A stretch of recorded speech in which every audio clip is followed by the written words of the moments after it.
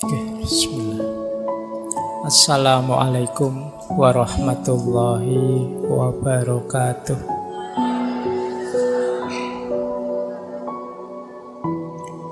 Bismillahirrahmanirrahim. Alhamdulillahirabbil alamin. Wa bihi nasta'inu ala umurid dunya waddin. Allahumma sholli wa sallim wa barik ala habibina wa syafi'ina sayyidina wa maulana Muhammadin wa ala alihi wa ashabihi wa man tabi'ahum bi ihsanin ila yaumiddin. Amma ba'du. Bismillah, mari kita lanjut lagi belajar kita, ngaji kita. Meskipun malam hari ini mungkin sesi terakhir sebelum kita libur Ramadan. Baik, bismillah, kita mulai ya. Ini saya awali dari ngaji dulu, biar ngaji beneran. Jadi kita Al-Quran menegaskan bahwa membersihkan jiwa itu pasti menguntungkan. Di surat Asy-Syams ayat 9-10 Allah menegaskan qad aflaha man zakkaha. Sungguh sangat beruntung orang-orang yang membersihkan hatinya, membersihkan kolbunya. Wa qad khaba man dassaha. Dan sungguh sangat rugi orang yang mengotorinya. Malam hari ini kita belajar apa saja yang mengotori dan bagaimana caranya membersihkan. Tentu saja nanti kita referensinya ya dari para ulama, bukan pikiran saya sendiri. Jadi kalau ada yang luar biasa dari ngaji ini terus teman-teman ngutip dipotong-potong, itu kadang-kadang rasanya saya kayak pinter banget. Aku cuma ngutip pikiran-pikiran para tokoh, para filosof, para ulama. Jadi saya hanya penyambungnya saja. Mereka-mereka, beliau-beliau itulah yang hebat. Nah, saya lanjutkan. Kalau di surat Al-Jumu'ah ayat 2 dijelaskan bahwa tazkiyatun nafas itu bagian dari misinya Rasulullah. Berarti kalau kita berupaya membersihkan jiwa, itu kita membantu suksesnya misinya Rasulullah. Huwallazi ba'atha fil ummiyina rasulam minhum yatlu alaihim ayatihi wa yuzakkihim itu dan membersihkan jiwa-jiwa mereka. Wa yu'allimuhumul kitaba wal hikmah wa in kanu min qablu lafi dhalalim mubin. Jadi dialah yang mengutus kepada kaum yang buta huruf seorang rasul di antara mereka.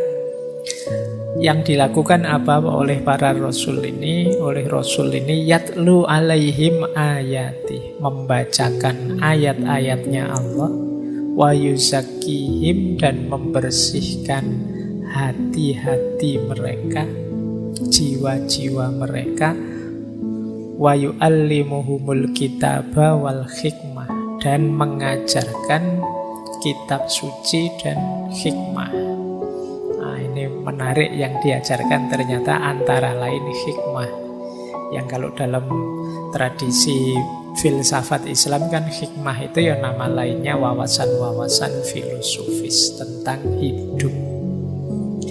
Wa in kanu min qablu lafi dhalalim mubin. Meskipun mereka ini sebelumnya sungguh berada dalam kesesatan yang nyata. Baik, ayatnya sudah ya, anggap saja ngajinya sudah. Sekarang kita belajarnya. Bismillah, kita mulai. Yuk kita lihat diri kita ini seperti apa, nanti bersih-bersihnya di bagian mana. Ini teori saya gabungkan antara Ibnu Miskaweh dan Imam Ghazali. Jadi ayo dilihat ya diri kita. Kita ini makhluk 3 dimensi. Diri kita ini ada jasad. Jasad itu yang fisik paling luar. Masuk ke dalam sedikit ada khayat. Khayat ini mungkin mentalnya, jasmani dan rohaninya. Istilah kita rohani. Dan ada lagi yang paling dalam namanya ruh. Nanti kalau di tasawuf, di dalam ruh itu ada lagi yang paling rahasia namanya sir. Jadi kita ini ada 3 lapis. Jasad, khayat, ruh. Jasad yang paling luar, yang bisa saya lihat hari ini itu jasad-jasadmu. Apa ya istilahnya biar enggak jasad? Karena kesannya kok enggak enak kalau istilah jasad itu. Saya melihat banyak sekali jasad itu kan enggak enak. Jadi ya jasmani lah, jasmani ya kalau saya melihat. Pokoknya sosok di depan saya yang bisa dilihat itu jasad. Nanti masuk sisi mental kita itu khayat. Khayat ini saya ambil dari Imam Ghazali. Komponennya 3. Ada nafas, ada akal, ada qalb. Nah, di balik khayat ada ruh. Ini yang kalau dalam Al-Quran ada istilah wa nafakha fihi min ruhi. Identitas ilahiyah kita yang paling dalam itu ruh. Ruh itu cahaya, dia pasti baik. Cuma apakah cahaya ini menerangi hidup kita atau tidak tergantung khayat. Apakah khayat kita jernih, bersih atau kotor? Kalau khayat kita kotor, kalbu kita kotor, akal kita kotor, nafas kita tidak terkendali, ya cahaya dari ruh tadi tidak mewarnai hidup kita gelap. Nah, jadi kunci kemarin kalau belajar stoikisme kan kita diminta memperhatikan mana yang bisa kita kontrol, mana yang tidak bisa kita kontrol. Yang tidak bisa kita kontrol ya dimensi paling dalam dan paling luar. Yang bisa kita kontrol yang tengah ini, yang khayat. Jasad itu kan kita sudah dapat paket yang seperti ini. Jadi kalian berkaca ya wis kaya ngono lah, kurang lebih dirimu itu kan paket jadi. Dan kamu ndak dosa kalau jelek, wong itu di luar kontrolmu. Iya, kalau istilahnya Imam Ghazali kan kholq itu ndak dosa, kalau khuluk itu dosa, pilihan. Tapi kalau kholq itu kita sudah dianugerahi seperti ini. Makanya kamu jangan minder. Kalau ada yang nyindir kamu atau melecehkanmu, kamu kok nggak cakep, ndak apa-apa, ndak dosa, ndak masalah. Jadi ndak perlu malu gara-gara itu. Wong yo cakep dan tidak cakep itu kan perspektif saja, tergantung standar. Jadi kamu tidak perlu galau kalau sekedar urusan kecantikan lahiriah. Beda dengan kecantikan batin. Kalau istilahnya Imam Ghazali yang khuluk ini, kalau ini pilihan. Batin itu kamu bisa takwa, kamu bisa fujur, fa'alamaha. Ya, kamu bisa patuh, kamu bisa ingkar. Itu dimensi khayat kita. Nah, kalau ini kok kamu jelek, itu pilihanmu berarti. Kamu perlu malu, kamu perlu ndak enak hati kok saya milihnya jelek terus. Tapi kalau fisik, ndak, fisik itu paket jadi. Nah, yang paling dalam, yang cahaya ini yang paling positif. Semoga khayatnya orientasinya ke dalam. Orientasinya ke cahaya, tidak ke jasad. Nah, ini perlu diperhatikan lagi, nafas, akal, qalb. Nafas itu kalau menurut Imam Ghazali dorongan-dorongan jiwa. Kadang kita pakai istilah hawa nafsu. Itu nafas. Ingin makan, ingin minum, ingin kawin. Ini dorongan-dorongan nafas. Dan manusiawi. Jadi setiap manusia punya ini yang waras ya, yang normal. Itu nafasnya hidup. Dia ingin macam-macam. Jadi kalian tidak usah galau, Pak, saya itu kok pingin ini, pingin itu, saya merasa tidak mampu, tapi pingin kawin, pingin kaya, pingin ini, tidak apa-apa, manusiawi. Hanya saja nanti kita diminta untuk bisa mengontrolnya, mengendalikannya. Akal juga begitu. Jadi kita itu punya daya berpikir dengan akal kita, itu pun kita diminta menggunakannya setepat mungkin. Kolbu juga begitu, hati kita. Hati ini bahkan kata Imam Ghazali di ranah hayat itu rajanya. Jadi dalam diri kita itu penguasanya sebenarnya kolbu, hati. Hati inilah yang punya orientasi hidup. Orang baik atau orang jahat kuncinya di hatinya. Pikiran itu luar biasa, tapi akal itu posisinya kata Imam Ghazali hanya panglima perangnya. Panglima perang itu ya dia luar biasa kalau untuk menaklukkan apa-apa, tapi dia tunduk di bawah kekuasaannya raja. Maka akal itu dalam diri orang jahat yang hatinya orientasinya jahat, ya dia akan hadir membela kejahatan. Dalam diri orang baik dia hadir membela kebaikan. Akal itu iso diputer-puter kemana-mana dia bisa. Kalian kan sering salah tapi bisa cari alasan biar kelihatan benar. Nah itu jagonya akal. Jadi sudah jelas-jelas kuliah datangnya telat, itu kan alasanmu oke. Padahal kamu tahu sebenarnya saya tadi bangunnya kesiangan. Maksud aku alasan bangun kesiangan kan nanti dosennya mesti terus kamu alasan macam-macam wis. Pak kan ya di jalan itu banyak sekali halangan, Pak kan ya alasanmu bisa macam-macam. Kamu pacaran saja kan pakai alasan ta'aruf. Loh, itu kuasa akalmu luar biasa.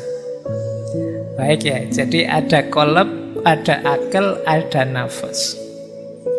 Qalb inilah yang bisa memantulkan cahaya dari dalam. Cahaya ilahiyah tadi. Dia yang mewadahi. Kalau hati ini bersih, maka dia akan memantulkan cahaya. Akal akan diwarnai oleh cahaya itu, dan hidup kita hidup yang bercahaya. Bercahaya dalam tanda petik ya, jangan dicari, jangan dibayangkan koyo senter terus kamu cahayanya ada, koyo film-film itu terus di belakangnya ada. Bukan itu. Jadi hidup yang berorientasi ilahiyah itu nama lainnya cahaya.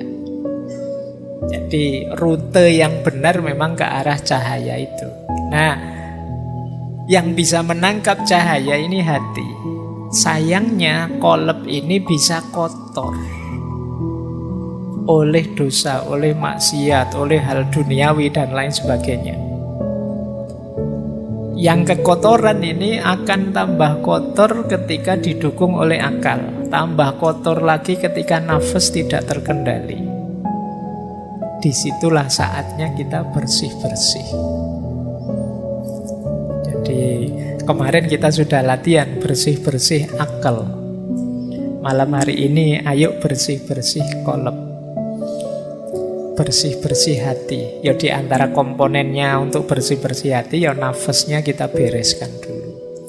Jadi malam hari ini temanya ada di situ. Mumpung mau puasa. Kalau di Jawa ada tradisi padusan. Padusan itu tradisi simbolik mandi sebelum Ramadan. Nah ini yang dibersihkan jasad, tapi yo bisa masuk lebih dalam sebenarnya, ya tidak hanya bersih-bersih jasad, tapi juga bersih-bersih hayat biar ruh dan cahayanya kelihatan. Baik. Nah, itu tadi filsafatnya. Sekarang kita coba cek apa saja sih yang harus kita bersihkan.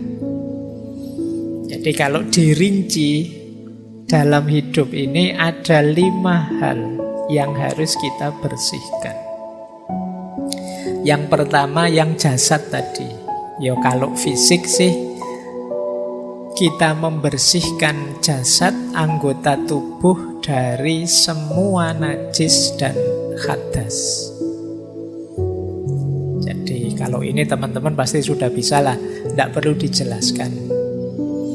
Membersihkan najis teman-teman tahu dan bisa, hadas juga bisa. Kan sudah bisa mandi semua kan insya Allah. Wudhu juga sudah bisa, bersih-bersih najis juga bisa. Nah ini tidak perlu kita bikin tema ngaji untuk caranya mandi, kalian sudah bisa lah. Nah yang kedua, membersihkan anggota tubuh dari dosa dan kemaksiatan. Kalau ini lebih sulit. Gimana caranya mulut kita tidak nyinyir lagi, ngomongnya tidak yang jelek-jelek tapi yang baik-baik. Ini membersihkan mulut namanya. Kalau membersihkan mulut yang fisik pakai kumur-kumur.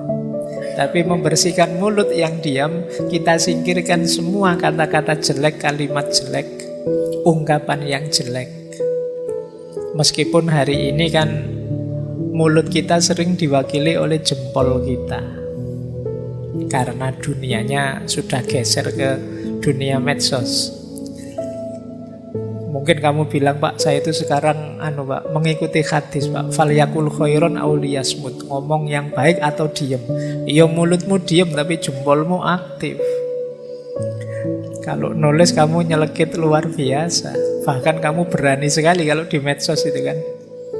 Jadi maka ayo kita bersihkan juga. Jadi anggota tubuh berarti semuanya ya mulut, ya jempol, ya telinga, ya hidung, ya apa saja. Yuk kita bersihkan dari yang dosa-dosa dan maksiat. Jadi bersih-bersihnya levelnya lebih dalam meskipun menyangkut anggota tubuh. Jadi ternyata membersihkan tangan itu ya tidak sekedar cuci tangan, tapi juga membersihkan tangan dari perbuatan-perbuatan tercela. Jadi perbuatan yang menyakiti orang, menyusahkan orang misalnya. Terus ada lagi level 3, membersihkan pikiran dari yang negatif, yang merusak, yang sia-sia, yang overthinking. Minggu lalu kita membahas ini, alhamdulillah. Semoga sedikit-sedikit sudah tahu teman-teman caranya bersih-bersih pikiran. Masuk lebih dalam, ada lagi yang harus kita bersihkan, khayat kita. Dimensi batin kita, jiwa kita harus bersih dari akhlak yang tercela. Akhlak tercela itu ya iri, dengki, hasud, sombong dan lain sebagainya. Ini jauh lebih berat. Saya tidak cerita detail caranya, teman-teman pasti sudah tahu bahwa itu jelek. Ada lagi yang paling dalam, saya sebut tadi dimensi ruh, yang intinya adalah sir. Kita bersihkan dari yang selain Allah. Jadi diri kita yang paling dalam itu jadi kuncinya orientasi hidup kita. Semoga isinya hanya Allah saja. Lupa berarti saya tidak boleh bercita-cita punya istri cantik, punya suami ganteng, punya mobil mewah, punya rumah bagus, punya jabatan tinggi. Boleh. Tapi itu jangan dijadikan cita-cita final. Jadikan itu jembatan untuk bisa menomorsatukan Allah. Pak, saya pingin punya mobil mewah, Pak. Biar tidak usah pinjam teman. Kalau mobil saya sendiri kan saya lebih bebas. Tidak diatur teman, tidak diegomani teman. Jadi saya bisa menomorsatukan Allah itu lebih leluasa misalnya. Nah, ini lagi-lagi pikiranmu yang main. Jadi niatnya tidak sekedar seneng-senengnya, tapi kita jadikan kendaraan untuk tambah dekat kepada Allah. Apapun itu. Nah, ini yang disebut membersihkan diri. Membersihkan sir, hakikat paling dalam dari diri kita, dari yang selain Allah. Yang posisinya media, kita posisikan media. Yang posisinya hanya alat, hanya kita jadikan alat. Satu-satunya tujuan hanya Allah saja. Nah, ini area-area bersih-bersih diri. dimulai dari yang paling lahiriah sampai yang paling dalam. Kalau kalian bisa lima-limanya, banggalah nanti di akhir Ramadan benar-benar Idul Fitri, kembali fitrah. Jadi awas keliru, karena banyak yang memaknai Idul Fitri itu kembali bisa makan lagi. Makan itu kan fitrah, Pak. Nggak, maksudnya ini. Jadi di antara cara bersih-bersih itu nanti puasa. Nanti ada logiknya. Tapi kita awali dari sini dulu. Baik, saya lanjutkan lagi. Nah, kalau dalam tasawuf ada istilahnya bersih-bersih ini. Biasanya pakai istilah tazkiyatun nafas tadi. Saya melihat ada beda-beda istilah proses tazkiyatun nafas ini, tapi arahnya sama. Kalau Imam Ghazali pakai istilah toharatun nafas, yang dilanjutkan imaratun nafas, dan puncaknya adalah nafas mutmainnah. Toharatun nafas itu membersihkan jiwa. Kalau sudah bersih, imaratun nafas. Imarah itu mengatur, mengendalikan. Jadi nafsu tadi yang sering tidak terkendali, ayo dikendalikan, bukan dimatikan ya. Dimatikan itu kalau begitu saya tidak usah makan lagi, saya tidak usah minum lagi, saya tidak kawin saja. Itu namanya mematikan nafas. Nanti tidak manusiawi. Jadi Islam itu sangat manusiawi. Kendalikan, makan ya, tapi harus tahu kapan berhenti. Jangan mentang-mentang ditraktir terus manganin los. Kasihan yang traktir. Jadi harus tahu kapan berhenti, harus ngerti porsi kita sampai mana. Makan, minum, nikah. Jadi toharatun nafas, imaratun nafas. Kalau kita bisa imaratun nafas, termasuk mengendalikan keinginan, insya Allah akan lahir nafas yang mutmainnah, jiwa yang tenang. Nah, ini rumus pertama, versinya Imam Ghazali. Jadi dibersihkan, dikendalikan, akhirnya tenang. Beda lagi rumusnya Muhammad Abduh, pembaharu dari Mesir. Kalau beliau rumusnya istilahnya agak berbeda. Kata Abduh, yang pertama adalah tarbiyatun nafas. Tarbiyatun nafas itu mendidik jiwa. Jiwa kita itu liar, harus dijinakkan, dididik. Caranya dengan pembiasaan. Ini namanya tarbiyatun nafas. Kalau sudah sukses mendidik, baru langkah kedua apa? Istilahnya tazkiyatul akal. Tazkiyatul akal itu minggu lalu, membersihkan pikiran.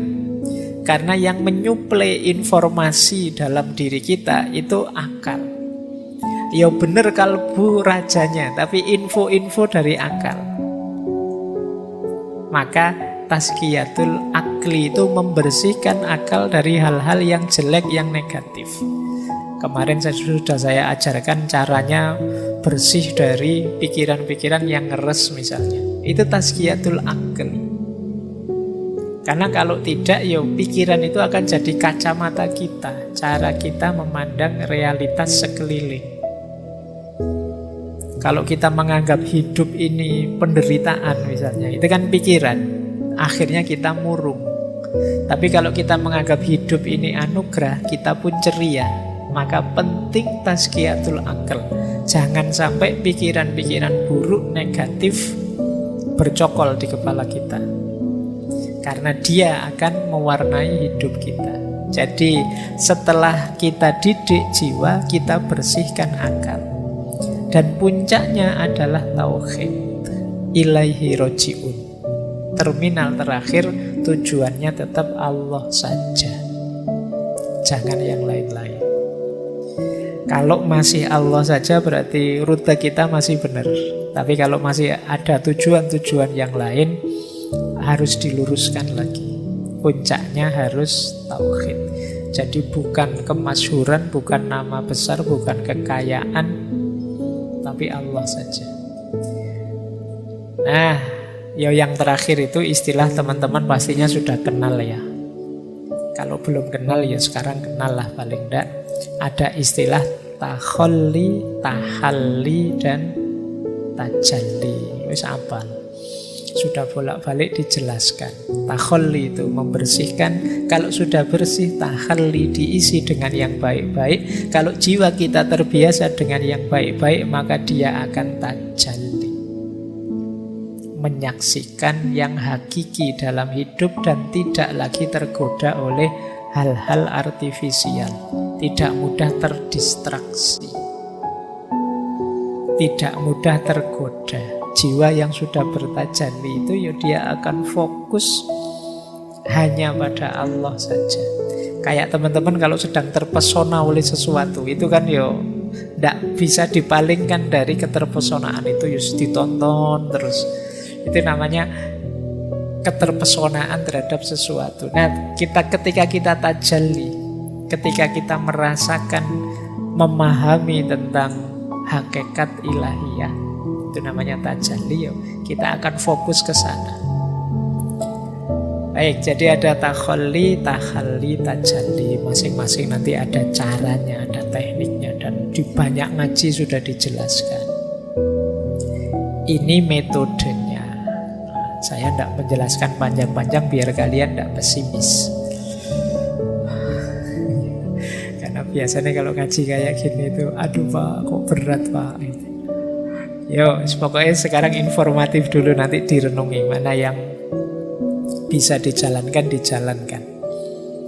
Menarik saya ambil dari Ihya, tanda-tanda jiwa kita masih kotor.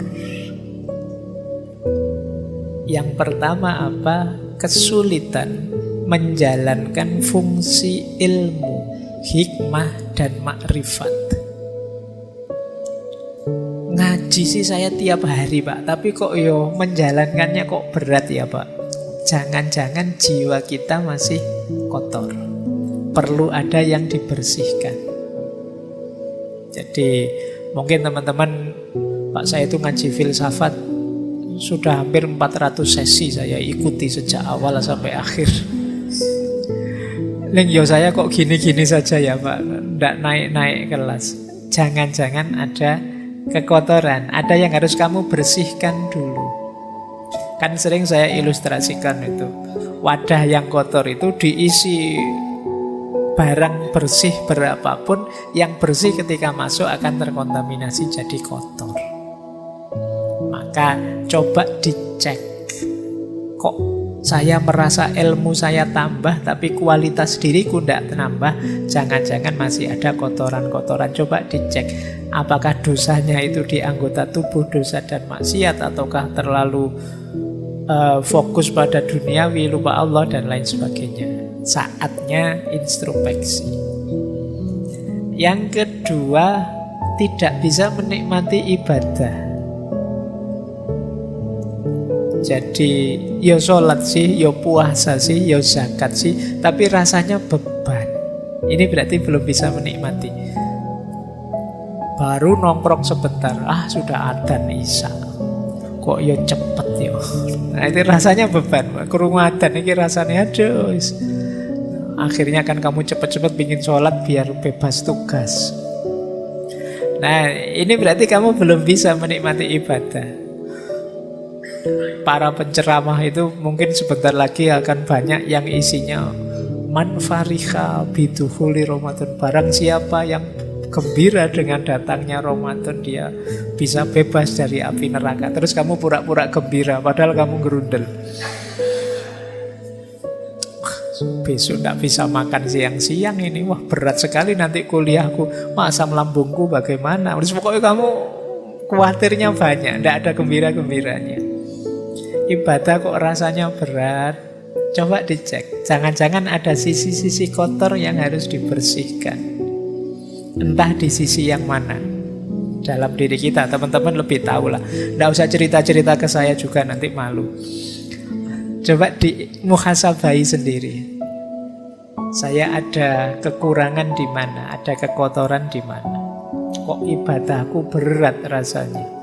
rasanya masih beban. Kemudian ada lagi yang ketiga, asik malahan sibuk dengan hal-hal yang tidak berarti, tidak ada maknanya. Nah, coba dihitung dalam sehari kesibukan kita yang memang urgent, penting, bermakna, bermanfaat berapa persen? Kok lebih 50% aktivitas kita ternyata aktivitas yang sia-sia, tidak ada gunanya, tidak ada manfaatnya.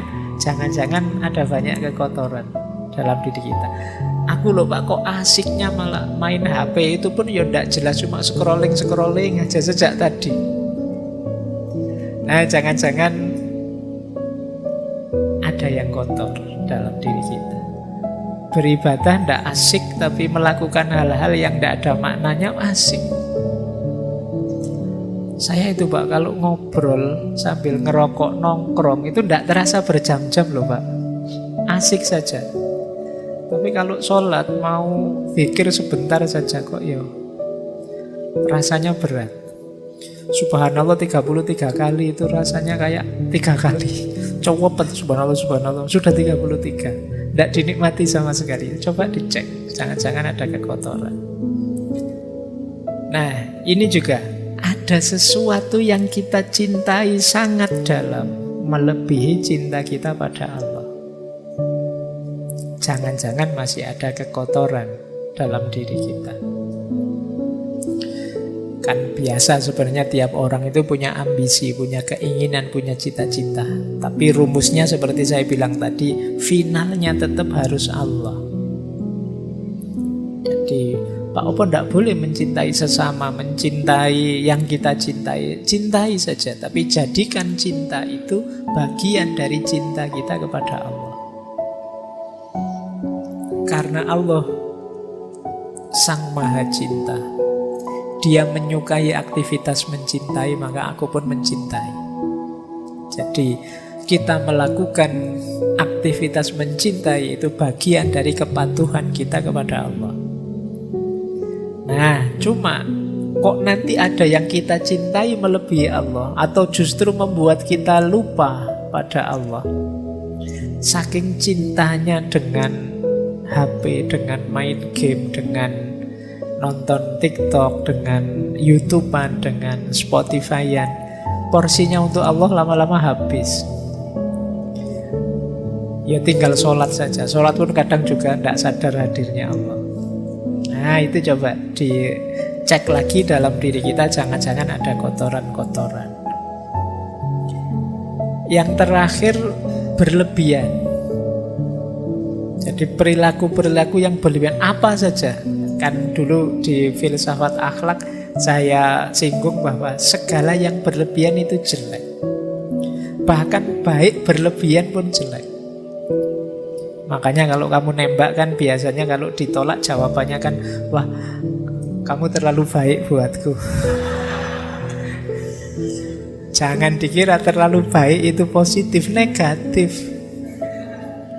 Karena segala yang terlalu itu jelek. Makanya kalau kamu dijawab begitu, itu kamu jangan bangga. Wah aku ini sangat terlalu baik, berarti tidak terlalu baik, negatif. Oh dia pinginnya yang pas kok, yang baik, cocok. Nah, kalau terlalu baik ya melampaui sudah. Baik, jadi ketika ada keberlebihan, kemungkinan ada yang kotor. Perilaku yang berlebihan dalam hal apapun. Menghargai orang itu bagus, tapi menghargai, saking menghargainya sampai memuji-muji, sampai menyembah-nyembah kebablasan jelek. Benci orang itu manusiawi, ada orang kita suka, ada yang kita tidak suka. Tapi kebencian yang berlebihan sampai kita tidak rasional, sampai kita tidak manusiawi, pasti jelek. Nah, ini bahan untuk kita introspeksi, jangan-jangan masih ada yang kotor. Jadi di antara tanda-tanda kotornya jiwa itu kita sulit menjalankan hikmah ilmu yang kita miliki. Kita berat dalam beribadah, tapi asyik dalam hal-hal yang tidak bermakna. Ada yang selain Allah yang kita cintai sedemikian rupa, dan kita suka berlebihan. dalam banyak hal. Nah, kalau ada gejala-gejala ini ya ayo segera muhasabah. Ada sisi kotor apa dalam diriku yang perlu aku bersihkan. Jangan-jangan masih ada sombong, jangan-jangan masih ada iri, jangan-jangan masih ada dengki pada orang, jangan-jangan masih ada rasa benar sendiri, egois dan lain sebagainya. Itu kotoran-kotoran jiwa kita. Nah, ini menarik dalam Ihya itu. Nanti kalian boleh setuju, boleh tidak ya. Ini cuma yang punya pendapat Imam Ghazali.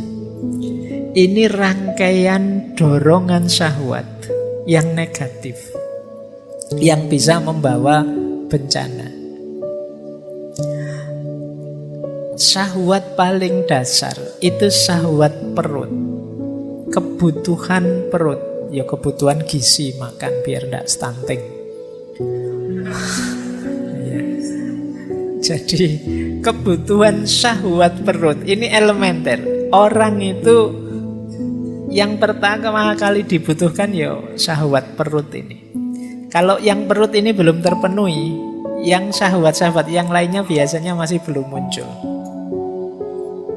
Jadi harus beres dulu di yang perut. Kalau perut ini tidak beres, kemudian kalian merambah bidang yang lain, biasanya bidang yang lain itu kamu dedikasikan untuk membereskan urusan perut. Di ekonomimu belum beres, kamu geser ke ranah agama, ya urusan agama kamu jadikan orientasi untuk memenuhi kebutuhan perut. Urusan perutmu belum beres, kamu melakukan aktivitas kebaikan sosial, itu biasanya diam-diam tidak sadar kebaikan sosial itu kamu dedikasikan untuk memenuhi kebutuhan perut. Maka syahwat paling dasar itu syahwat perut. Kalau urusan perut beres, kata Imam Ghazali biasanya naik sedikit. Turun deh, naik. Turun sedikit ke bawah perut. Syahwat bawah perut. Nah, ini baru mulai lirak-lirik kiri kanan. Kalau perutnya belum kenyang, masih belum turun ke bawah. Kalau kamu lapar itu peduli amat, ada yang cakep, ada yang itu pinginnya makan. Makanya Rasulullah itu ngasih tips anak-anak muda yang sudah pingin menikah tapi belum mampu, puasalah. Karena kalau perut itu kosong, perut itu lapar, kamu sudah melihat yang cantik-cantik, yang ganteng-ganteng itu sudah nggak nafsu. Pokoknya mikirnya kapan bedung maghrib datang. Tapi kalau perut beres baru mulai sudah nafsunya naik. Jadi nafsu bawah perutnya bangkit. Kalau yang kedua ini juga terpenuhi, biasanya terus naik juga satu level lagi, muncul syahwat tentang harta dan kedudukan. Jadi mulai mikir status, mulai mikir kepemilikan. Aku harus kaya, aku harus berkedudukan. Kalau kemudian terpenuhi syahwat kedudukan dan harta ini, muncul penyakit lanjutannya, riya, sombong, pamer. Kalau riya, sombong, bermegahan, pamer ini muncul, biasanya hadir juga temannya, dengki, memusuhi orang, iri. Karena ada orang lain yang juga seperti itu, punya status yang tinggi juga, punya kedudukan yang tinggi juga, terus kita jadinya iri. Tadinya ingin sombong, bermegahan, kok ya saingannya banyak. Muncullah dengki, iri, permusuhan. Nah ini rangkaian nafsu syahwat, kata Imam Ghazali. Hati-hati dengan munculnya syahwat-syahwat ini, ya bahwa manusiawi orang ingin memenuhi kebutuhan perutnya, ingin menikah, ingin hidup terjamin dengan harta, ingin punya kedudukan, tapi harus ngerti kapan direm. Harus sadar juga penyakit-penyakit ikutannya. Jadi ini pelajarannya untuk kita waspada.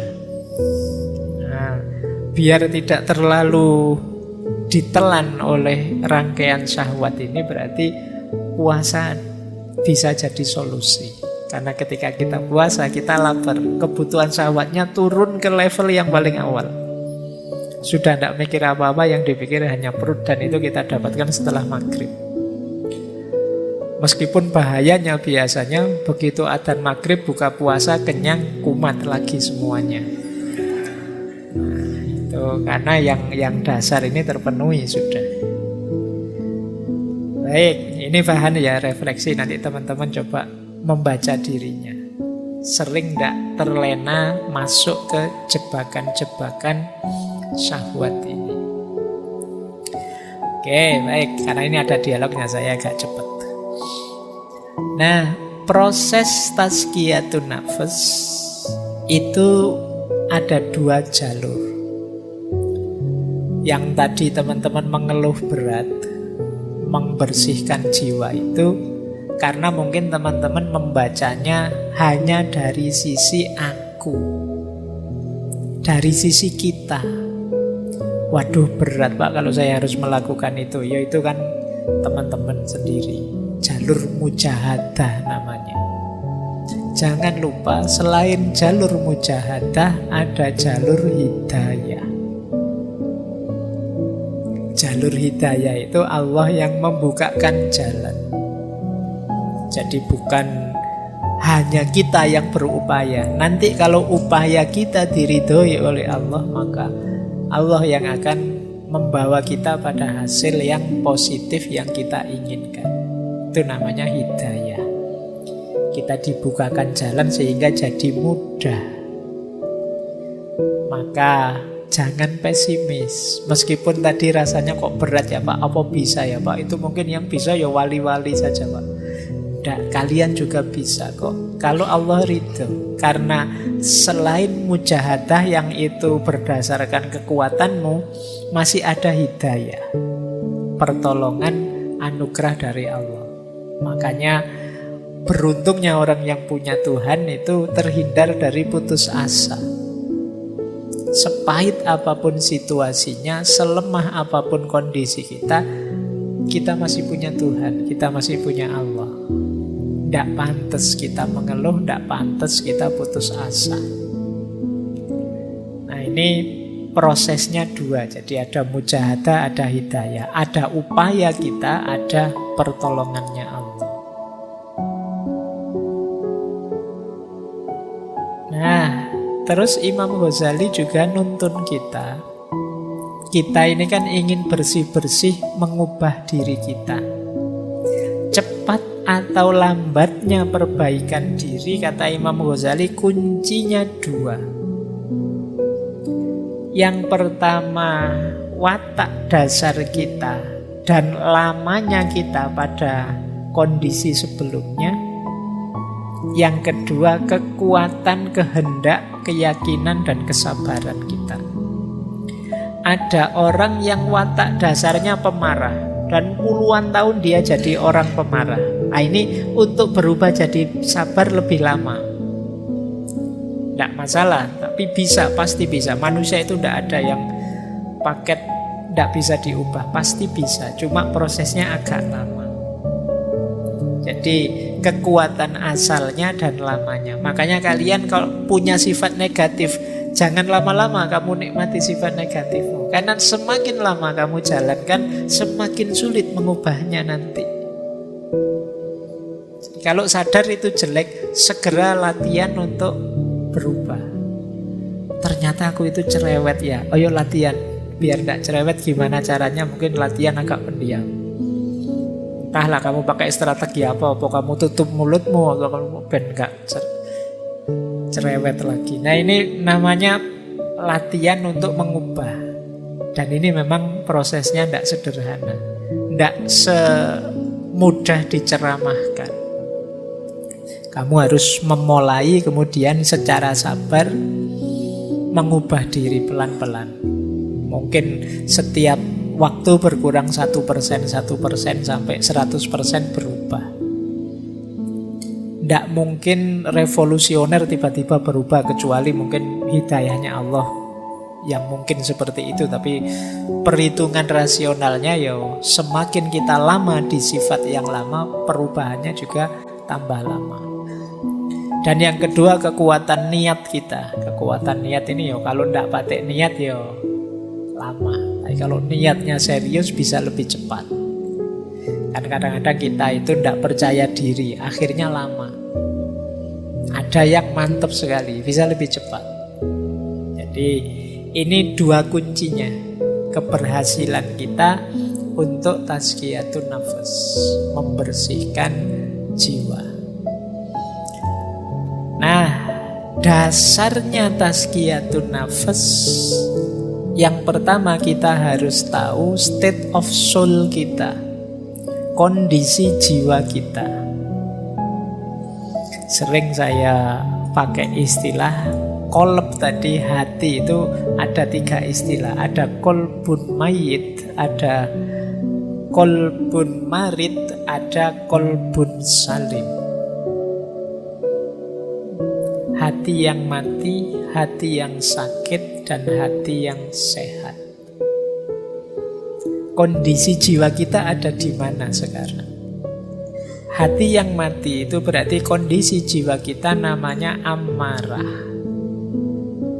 Amarah itu kondisi jiwa yang nyaman dalam keburukan.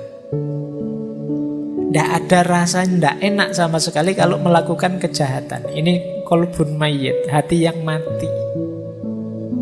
Menyakiti orang tapi seneng, rasa no kamu. Nah, itu berarti amarah. Kolbnya kolbun mayit. Ayo coba ya kita, semoga tidak ada di sini lah. Kalau ada cepet-cepet berubah. Bohong tapi seneng, ini yang biasanya bikin hoax. Bikin berita palsu, terus banyak orang ketipu, terus seneng. Wah, ternyata hoaxku sukses loh ya. Tidak ada menyesal-menyesalnya sama sekali. Jangan-jangan hatimu sudah mati. Melakukan kejahatan kok seneng, melakukan dosa kok bangga. Nah, ini berarti kita ada di level amarah. Semoga paling tidak kita ada di level lawamah, atau alhamdulillah kalau mulhamah. Lawamah itu kondisi jiwa yang terjadi pertarungan di dalamnya antara yang baik dan yang buruk. Enaknya aku ini bohong apa jujur ya? Kalau bohong nanti kok dosa, tapi kalau jujur nanti aku tidak dapat apa-apa. Nah, itu kan pertarungan. Nah, jiwa yang lawamah bertarung tapi kalah, akhirnya tetap bohong dan kemudian menyesal. Nah, ini lawamah. Kayak kalian buka HP terus diarahkan ke situs-situs yang tidak beres itu. Ini kalau tak klik mesti muncul gambar yang itu. Tak klik enggak ya? Tak klik enggak ya? Tapi kalau tak klik dosa. Tapi kalau enggak tak klik kok eman-eman. Siapa tahu ada yang baru. Misalnya. Itu kan pertarungan itu dalam jiwamu luar biasa. Kok terus kamu nekat, terus kamu buka terus. Ternyata gambar yang kemarin sama saja. Tapi terus kamu nonton. Terus kamu nyesel, ngerti gini ndak tak klik tadi. Kamu sering nyesel karena melakukan kesalahan, jiwamu lawamah. Lebih bagus daripada amarah, karena kalau amarah kamu ndak menyesal sama sekali. Kalau lawamah kamu tahu itu dosa dan menyesal. Alhamdulillah kalau sudah mulhamah. Mulhamah itu ya satu akar kata dari alhama yulhimu ilhaman. Dianugerahi oleh Allah ilham untuk milih kebaikan. Pertarungan ya, terjadi pertarungan, milih yang benar apa yang salah, dan kamu milih yang benar. Ini berarti kondisi jiwa yang mulhamah, lebih positif.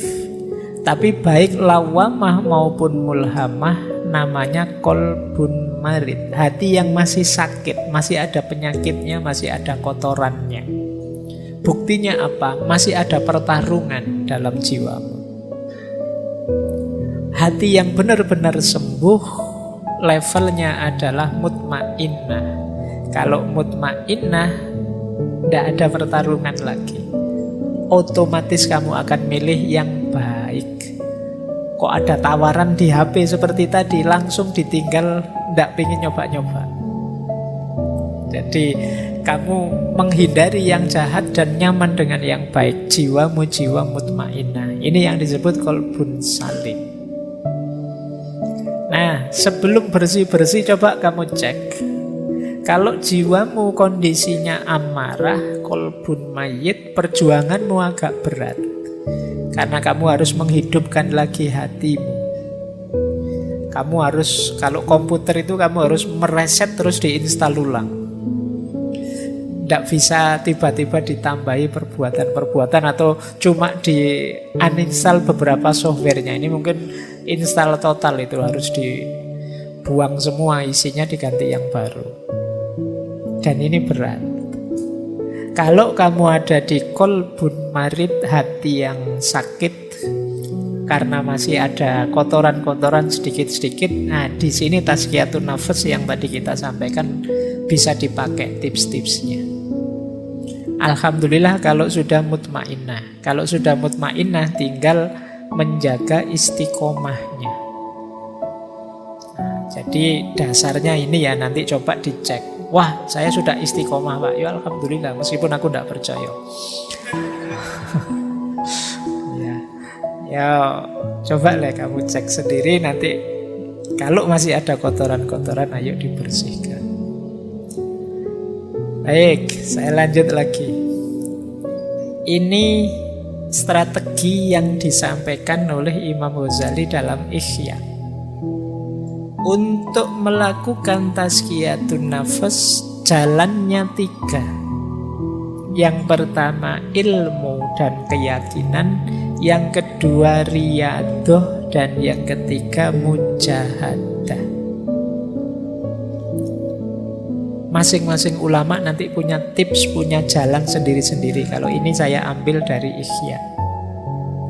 Yang pertama apa? Ilmu. Tentu saja harus tahu ilmunya. Makanya malam hari ini itu kita konteksnya konteks ilmunya masih.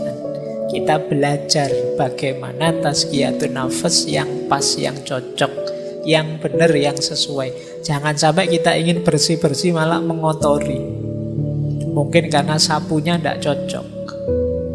Nah, di sini perlunya ilmu. Kalau sudah dapat ilmunya, mantaplah, yakinlah. Kalau masih ragu-ragu, kalau masih belum yakin, ya agak berat. Apa-apa itu kalau setengah-setengah, yakinnya kan tidak maksimal. Jadi kalau sudah dapat ilmunya, yakinlah. Baru kemudian riyadhah. Riyadhah itu makna letternya sebenarnya latihan.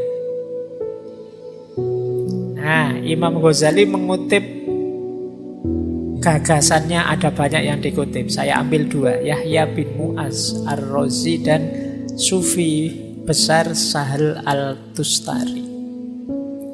Kalau riyadhah versi Syekh Yahya bin Mu'az Ar-Razi, yang dilakukan apa? Menjaga makanan, menahan mata, mengendalikan mulut, dan pemaaf.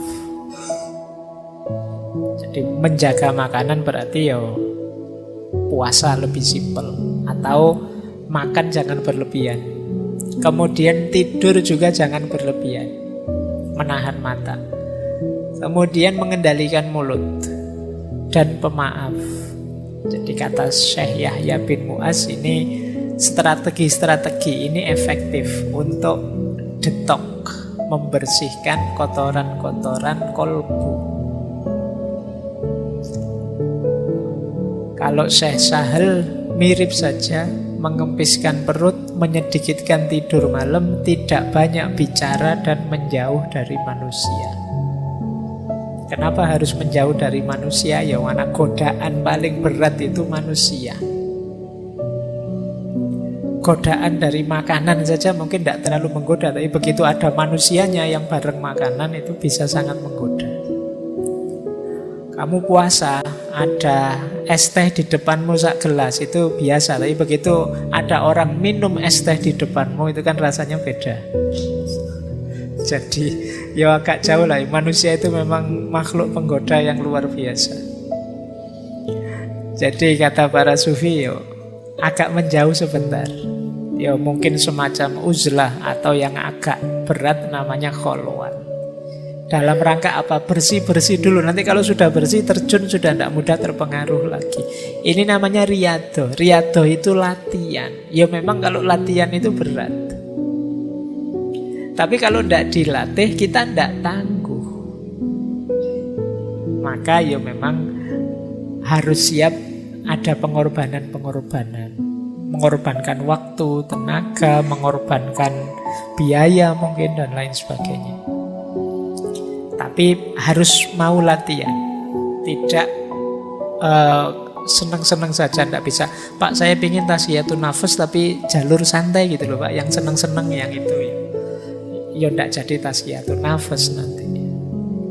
Nah, kalau riyadhah bisa kita jalankan, harus diimbangi juga dengan mujahadah. Kalau mujahadah itu azam yang kuat, amal baik diperbanyak, sabar dan istiqomah.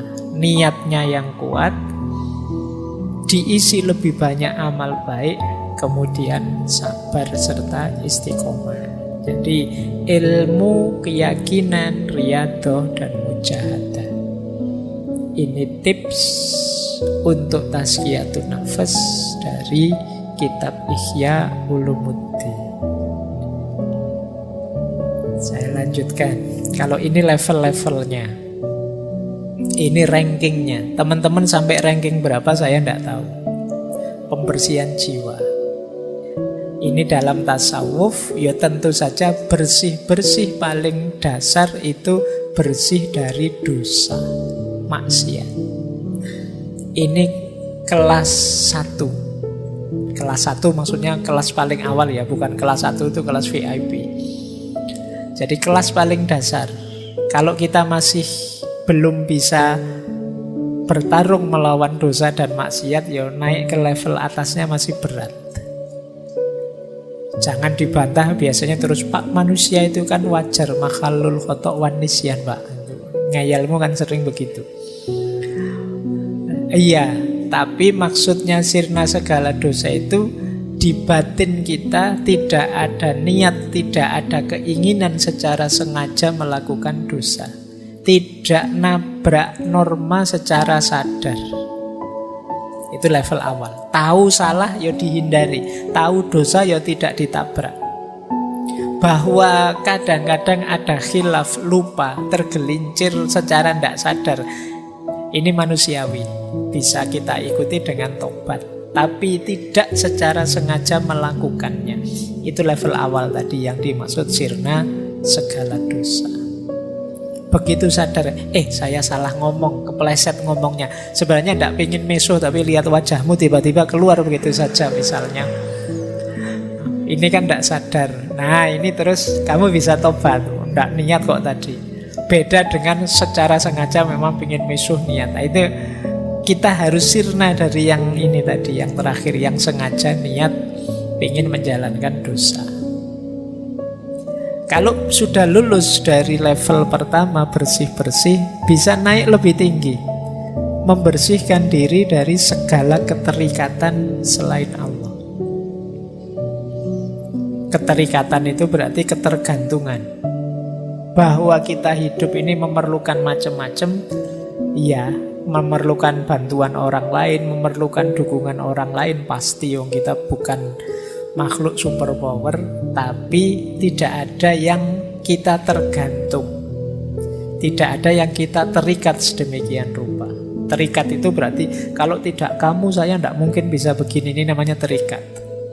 Kalau tidak karena pertolonganmu teman saya tidak bisa sesukses ini, maka kamu harus nolong aku terus, ini namanya terikat. Satu-satunya keterikatan yang sah itu ya hanya dengan Allah saja. Maka hal-hal yang di luar Allah jangan sampai menghalangi kita dekat dengan Allah. Jadi level 2 bebas dari segala keterikatan. Kalau ini sukses, naik ke level yang lebih tinggi lagi, yaitu bebas dari keakuan. Biasanya orang itu yang sudah sukses di level 2 itu terus merasa bangga dengan dirinya bahwa aku aku lo bisa bersih, aku lo bisa sukses melepaskan segala keterikatan. Ini level keakuan. Kita lupa bahwa keberhasilan kita itu hakikatnya anugerahnya Allah, pertolongannya Allah. Nah, maka level 3 apa? Bersih-bersih aku. Kalau kita sukses di level 3, otomatis kita akan sampai ke level 4. Yang tersisa hanya Allah saja. Di level 2 tadi, yang selain aku bersih. Di level 3, bahkan aku pun bersih sekarang. Maka ketika kita bersih dari level 3, otomatis kita sekarang sampai ke level 4. Yaitu hanya Allah saja. Inilah level-levelnya tazkiyatun nafas. Nah, enggak apa-apa ya, sudah 9:30, nanti dialognya setengah jam saja. Ini 4 penghalang, masih dari Ihya ya. Hati-hati dengan 4 hal ini, bukan berarti kamu tidak boleh memiliki, tapi dia bisa menghalangimu dari Allah. Yang pertama harta, yang kedua pangkat kedudukan, yang ketiga fanatisme, taklid, dan yang keempat dosa atau maksiat. Harta bisa membuat kita lupa diri, jauh dari Allah. Solusinya kata Imam Ghazali, banyak sedekah, jangan kemaruk. Sisakan yang kita butuhkan saja. Itu mengatasi biar harta tidak jadi penghalang kita dari Allah. Pangkat juga begitu, biar tidak menghalangi kita dari Allah. Mari, tidak apa-apa kita punya pangkat tinggi, punya kedudukan, punya karir bagus, tapi jangan bermewahan, jangan mencari pujian orang, jangan mencari merendahkan orang dan lain sebagainya. Menganggap orang lain lebih rendah, ingin terkenal, ingin dipuji, ingin bermewahan. Jadi hartanya sekian ratus M misalnya, karena jadi pegawai pajak misalnya. Tidak salah itu, mungkin ya diperoleh, mungkin jalurnya resmi, cuma itu yang disebut bermewahan. Bermewahan itu mungkin jalurnya legal, tapi akan menghalangi kita dari yang hak, dari Allah. Kenapa? Karena kita sibuk dengan harta. Maka pangkat dan kedudukan harus kita kelola secara positif. Harta juga begitu. Ada lagi yang menghalangi kita dari hak, fanatisme, taklid. Baik pada kelompok, aliran, orang, tokoh atau siapapun. Ini bisa jadi hijab kita untuk dekat kepada Allah. Bisa menggeser orientasi harusnya ke Allah, tapi ke yang kita takliti atau kita fanatiki. Dan yang keempat tentu saja maksiat. Yo, maksiat itu pasti akan jadi hijab kita dari Allah. Baik, masih ada. Ini petunjuk praktis. Nanti teman-teman coba direnungi ya. Ini menarik. Imam Ghazali memberi petunjuk praktis dalam Ihya. Ini saya agak merangkum dari kitab Ihya. Kotorannya apa? Jalan bersih-bersihnya apa? Yang pertama kata Imam Ghazali, kotoran jiwa dalam aspek syahwatnya perut dan bawah perut. Jalan tazkiyatun nafasnya 2. Yang pertama puasa, yang kedua menikah. Jadi kok ujian kalian selalu saja urusannya perut dan bawah perut? Ya, satu di antara 2. Kalau bisa menikah, menikahlah. Kalau enggak, puasalah. Syukur-syukur bisa dua-duanya, ya puasa ya menikah. Jadi jalan bersih-bersihnya itu. Kalau sudah menikah, itu kan syahwat kemaluan terkendali. Ada jalurnya untuk dilampiaskan secara halal. Syahwat perut bisa dikendalikan lewat puasa. Jadi maka bersih-bersih syahwat perut dan kemaluan bisa lewat puasa, bisa lewat menikah. Kalau kotoran yang muncul dari lisan, dari mulut, ada 4 jalannya. Yang pertama tafakkur, yang kedua zikrullah, yang ketiga muhasabah, muraqabah, mujahadah, agak berat. Yang keempat ingat mati. Padahal ini cuma mulut saja, berarti betapa bahayanya mulut itu. Jalan bersih-bersihnya banyak. Tafakkur itu kita sibukkan pikiran kita dengan Allah dan kekuasaan dan keindahannya. Itu tafakkur. Ketika kita sibuk dengan Allah, mulut kita ya tidak akan ngomong yang aneh-aneh lagi. Atau sudahlah, daripada ngomong yang aneh-aneh, mulut kita secara sengaja kita buat pikir saja, aman sudah. Atau muhasabah, muraqabah, mujahadah. Ini sederhananya adalah kita sadar Allah selalu mengawasi. Ini membuat kita terjaga. Mau maki-maki, diawasi Allah, malu saya. Mau ngomong jelek, malu saya. Ini muraqabah. Bisa untuk obatnya penyakit lisan. Dan yang keempat, ingat mati. Jadi kita sadar bahwa akhir hidup kita pasti mati. Dan kita tidak tahu kapan hadirnya itu. Maka akan lebih mengontrol diri kita. Terus yang ketiga, kalau ada penyakit marah, dengki, iri hati, jalan tazkiyatun nafasnya yang pertama dengan sabar dan syukur, memaafkan dan kasih sayang. Yang ketiga membaca Al-Quran. Sabar dan syukur berarti ini nanti bisa mengatasi dengki dan iri kita pada orang lain. Kita itu kan marah pada orang sampai kemudian kita dengki dan iri padanya karena kita tidak sabar terhadap dia. Kalau kita bisa menghidupkan kesabaran dan kita bisa bersyukur dengan apa yang kita miliki, kita tidak akan iri. Apalagi kita bisa memaafkan dan berkasih sayang dengan orang lain, kita tidak akan marah, dengki dan iri. Kalau masih sulit, ayo sibuk mengaji saja, baca Al-Quran. Biar pikiran kita tidak kotor isinya kemarahan, kedengkian, iri hati. Daripada posting aneh-aneh yang tidak jelas, wis ngaji saja. Daripada buka Twitter, buka Instagram yang bikin telinga panas, mata panas, jempol panas, ayo ngaji lah. Kata Imam Ghazali, baca Al-Quran saja. Yang keempat, cinta dunia. Cinta dunia bisa kita bersihkan dengan ingat mati, taubat, dan zuhud.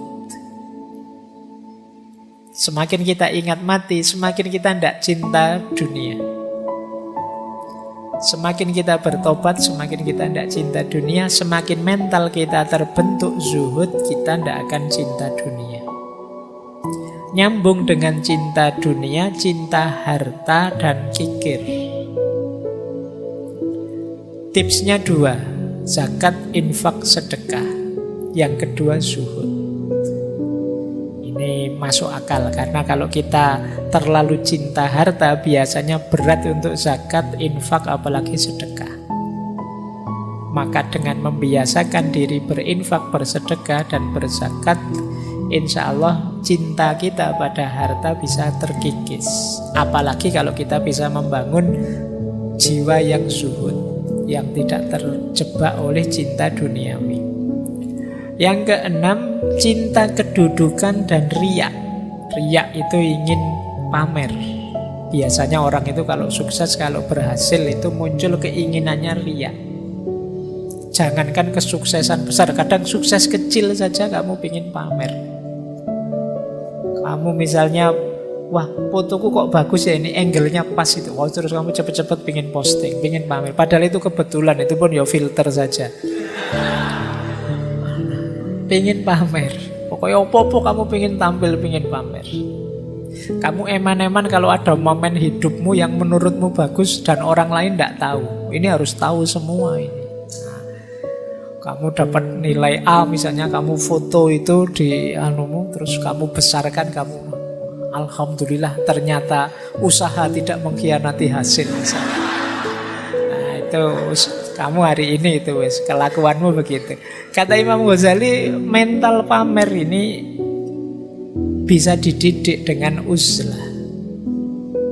Uzlah itu menjauh sebentar.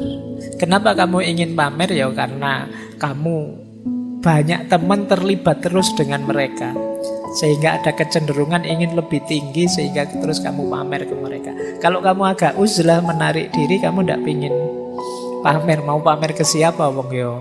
Kamu sedang menarik diri, tidak bercampur dengan mereka. Jadi melatih jiwa untuk tidak pamer itu antara lain uzlah.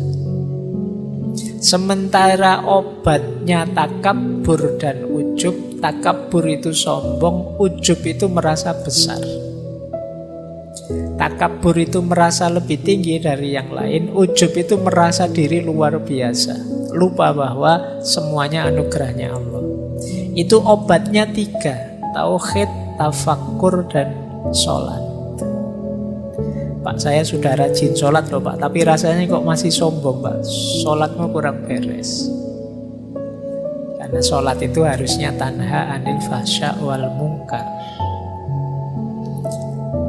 Baik, ini nanti coba ya teman-teman praktekkan. Kalau ini lebih praktis dari Imam Ghazali. Coba kita punya penyakit jiwa apa, kotoran jiwa apa, kemudian kita coba membersihkannya dengan tips-tips dari Imam Ghazali tadi. Terakhir, saya akhiri dari Syekh Abdul Qadir Jailani dari Sirrul Asror. Hati-hati, mungkin kita sudah merasa beres, tapi jangan sampai ada penyusup. Penyusup itu kita tidak sadar masuk.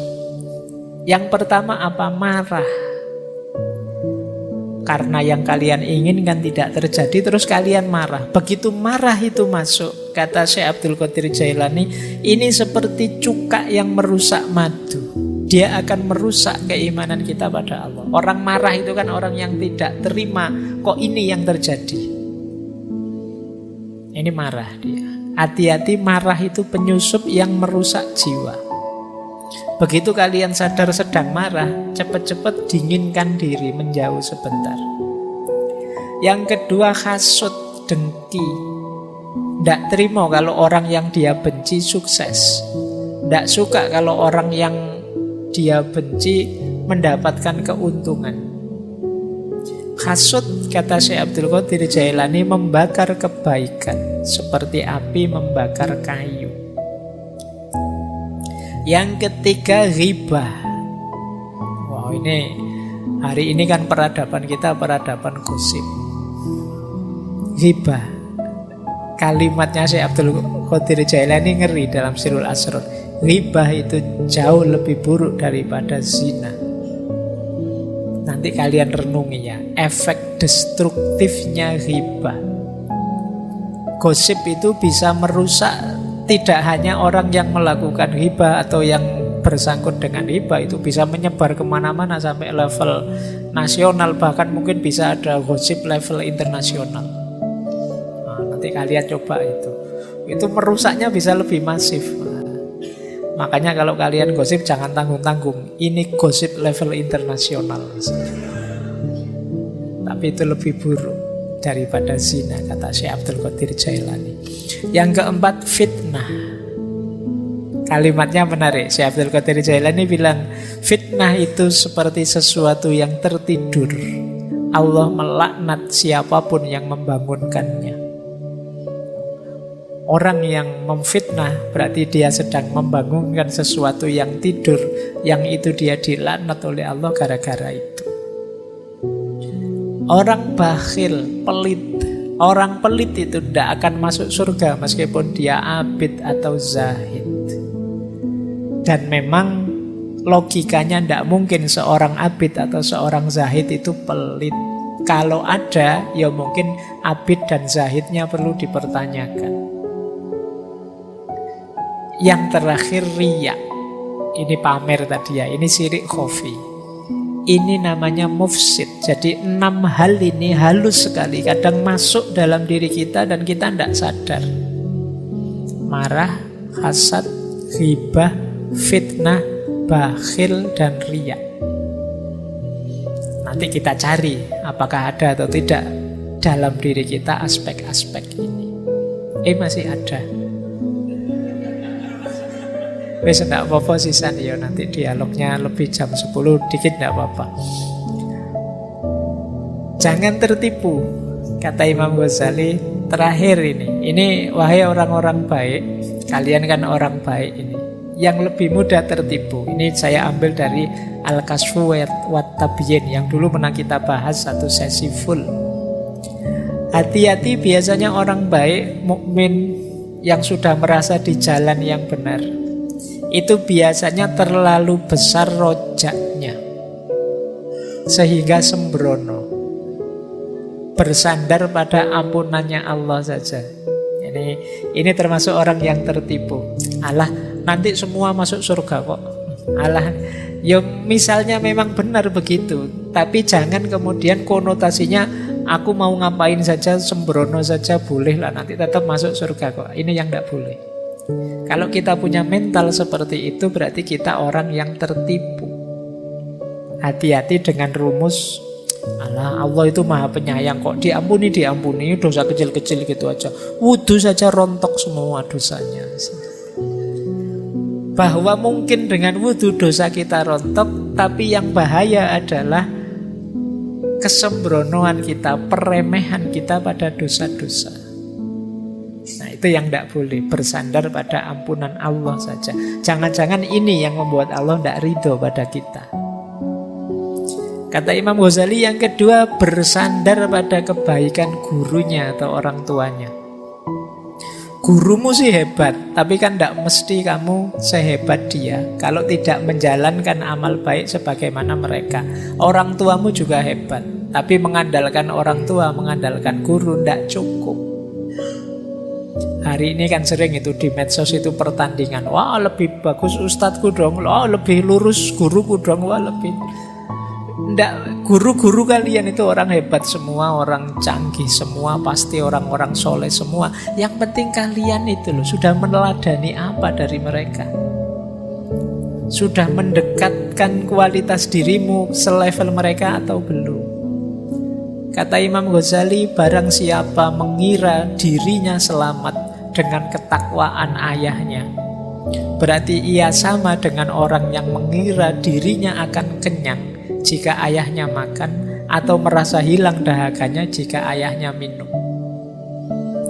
Yo, bapaknya yang makan terus kita yang kenyang, apa bisa begitu, kata Imam Ghazali.